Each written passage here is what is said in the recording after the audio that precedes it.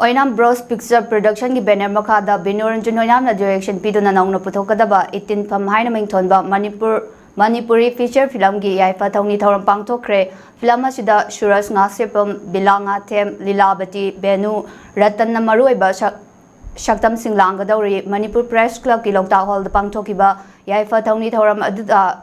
CATA ki President Shewani Mai Film for Manipur ki President Khangambam Kuleshur Singh amadi Senior Actor S Mangol Zauna Thoramgi Maruiba Mioi Shingoina Saruk Yaki Thoramaduki Matang the Wangang Laduna Film Asiki Director Binoranjan Oinam Nahai Fazaba Film Ama Ohanaba Honabada Pre-Production Production Amadi Post-Production Hariba Ahomasi Aduki Matik Maru Oi Adumapu Manipuranam Liba Film Ayamba Pre-Production Yaubagi Mamitari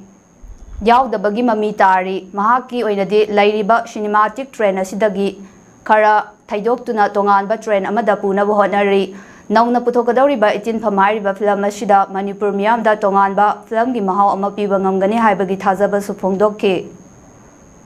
yani dialogue di phabiraba aduga prompting ki thawsi na de ai yani avoid tawje pai to matang da ai support ki tang tawna tana aduna yam natural apoi acting du ka apoi simka ai request tawje ge aduga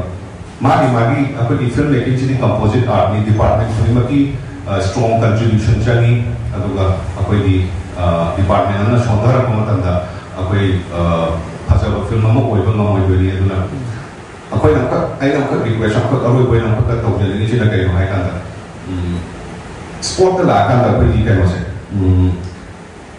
director ki mathok to biba artist ki mathok to biba cinematographer ki mathok to biba mai mathok to biba ta yani cross to biba mi kudima director role question la ki fiba ma apana sum ke ku base